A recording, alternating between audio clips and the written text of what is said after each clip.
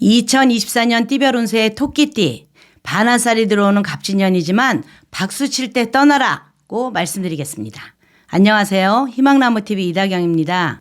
풍요롭고 평안한 한 해를 보낼 수 있는 2024년 갑진년 토끼띠 운세. 오늘은 토끼띠 분들의 갑진년 운세 살펴볼 차례죠. 저희가 이 표를 통해서 운세의 흐름을 보여드리고 있는데요. 토끼띠 분들은 2023년에 장성살 자리에 있었습니다. 그러다 보니 무대 위에서 주목받고 그로 인해 구설수가 생기기도 하고요. 뭔가 오르락 내리락 다이나믹한 한 해를 보내셨을 것 같은데요. 하지만 2024년에는 그 무대 아래로 내려와서 편안하게 여유를 즐길 수 있는 그런 한 해가 될 것 같습니다. 구독, 좋아요, 알림 설정 콕콕. 2024년에는 토끼띠에게 반환살의 기운이 들어오거든요. 반환살이란 말 그대로 말의 안장을 밟고 올라서서 말을 타고 달리는 그런 장수와 같은 기운입니다.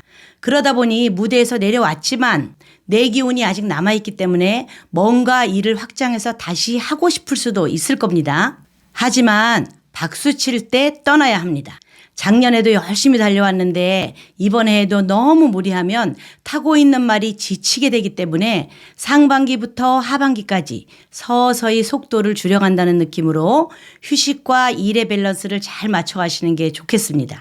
왜냐하면요, 이 표를 다시 한번 보시면요, 작년에 운세가 정점에 올랐었죠.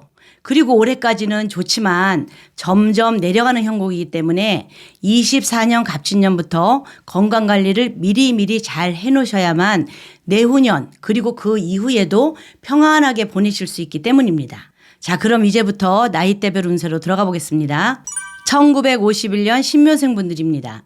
올해 74세 되는 신묘생분들의 경우에는요, 의리도 있고 인복도 좋은 분들이 많습니다. 다가오는 갑진년에는 주변 사람들과의 관계도 더 좋아지고 내 기운도 다시 회복되면서 몸과 마음의 안정을 찾을 수 있으실 것 같은데요. 원래 있던 지병을 완전하게 고치지는 못하더라도 몸이 좀 더 개운해지고 막 활기가 도는 걸 느끼실 수 있을 겁니다. 가족들로 인해서 속상하거나 풀리지 않던 고민들도 차츰차츰 해결이 되니까 웃을 일이 가득한 한 해를 보낼 수 있을 것 같은데요. 만약에 아직 내 몸 아픈 데도 없고 건강하다면 무리하지 말고 작게나마 생산적인 취미생활이나 소소한 봉사를 해보셔도 결과가 좋을 것 같습니다. 갑진년에는 내가 들인 수고에 비해서 좀 더 많은 수확을 얻을 수 있으니까요. 이런 운을 잘 활용해 보시기 바라겠습니다. 다음은 1963년 계묘생입니다.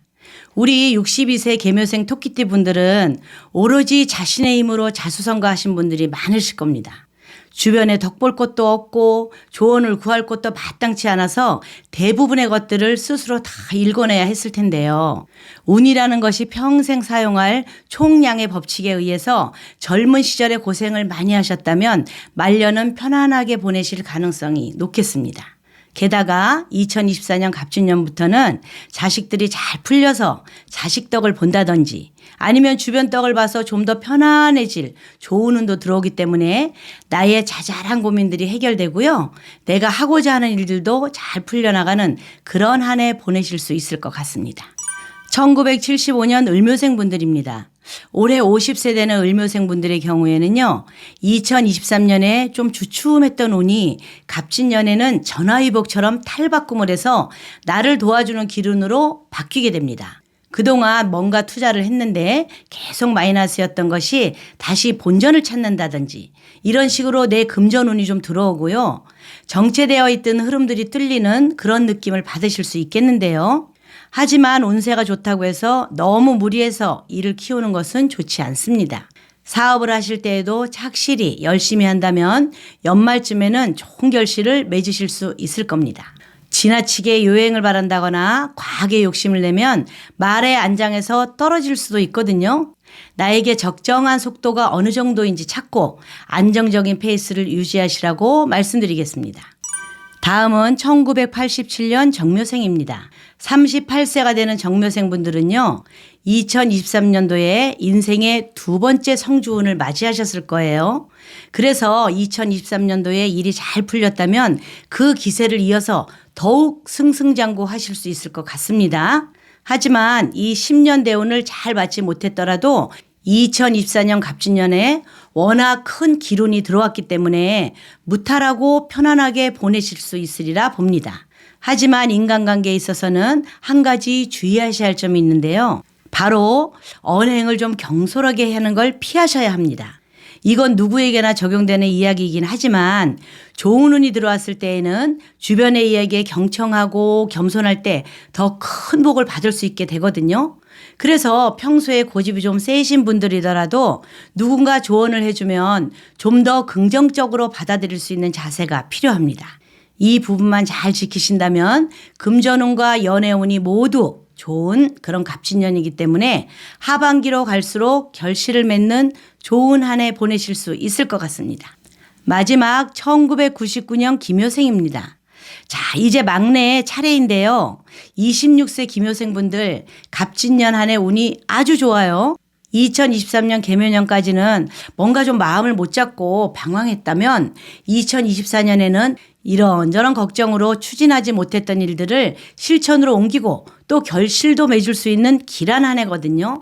그렇지만 노력 없이는 아무것도 일어나지 않는 게 세상의 이치입니다. 준비하고 있는 시험이 있다면 갑진년에는 운이 따라줘서 내 실력보다 더 좋은 결과를 얻을 수도 있으니 꼭 열심히 해보시기 바라겠고요. 공부가 아니라 다른 기술이나 운동 분야도 마찬가지입니다. 하지만 한 가지 주의하셔야 할 점이 있는데요. 금전적인 부분에는 과소비하게 될 우려가 있기 때문에 한 해 동안 가급적이면 뜻하지 않은 소비는 좀 지양하시고 절약하시는 게 좋을 것 같습니다. 여기까지 2024년 갑진년 토끼띠 분들 운세 살펴봤는데요. 대체로 좋은 이야기들이 많아서 저도 기분 좋게 풀이해 드렸습니다. 여러모로 무리하지만 않는다면 평온하고 풍요로운 한 해 보내실 수 있을 것 같습니다. 참고하셔서 더 복된 한 해 보내시기 바라겠습니다. 감사합니다. 안녕하세요. 희망나무TV가 2024년도 풍수달력을 만들어서 소개해드립니다. 2024년 갑진년 풍수달력의 특별한 점은요. 첫 번째, 갑진년에 이사를 해야 하는데 절대로 가면 안 되는 방향은 어디인지, 반대로 좋은 방향은 어디인지 보기 쉽게 표시해 두었습니다. 두 번째는 여러분들이 인간관계를 할 때 궁합을 볼 수가 있습니다. 남녀 간의 궁합뿐만 아니라 나와 파트너가 될 사람이나 직원을 채용할 때 나와 궁합이 잘 맞는지 쉽게 볼 수 있도록 요약해서 올려드렸습니다. 세 번째, 내가 중요한 행사를 앞두고 날을 정해야 할 때 사업상 중요한 미팅이 있거나 병원 수술 날짜, 자격증 시험 접수 일자 등등 나에게 좋은 기운을 주는 날과 나쁜 기운이 있는 날짜를 나이별로 보기 쉽게 표시해서 일침표를 올려드렸습니다. 네 번째, 우리가 이사를 하게 되면 어떤 날 가야 하는지, 사업장을 운영하시는 분은 부자 되는 날, 승진이나 수험생이 있는 집은 공분이 있는 날, 나이 드신 분이나 몸이 불편한 분이 계시는 집은 평안함을 주는 날, 이렇게 날을 가려서 이사할 수 있게 그림으로 보기 편하게 올려드렸습니다. 그 밖에도 우리 집이나 사업장을 어떤 방향으로 배치를 하면 재물운이 들어오는 방향이 되는지, 그리고 나를 개운시켜주는 색상은 어떤 게 있는지, 여러분들이 절대 머리 두면 안 되는 방향은 어떻게 보면 되는지, 이렇게 구독자님들이 보시기 편하게 표로 정리해서 달력을 만들었습니다. 2024년은 갑진년 푸른 용으로 힘찬 청룡의 해가 시작되는데요. 이렇게 힘있는 2024년을 잘 맞이하셔서 온 가족이 화목하고 풍요롭고 건강한 한 해를 시작하기 바라겠습니다. 감사합니다.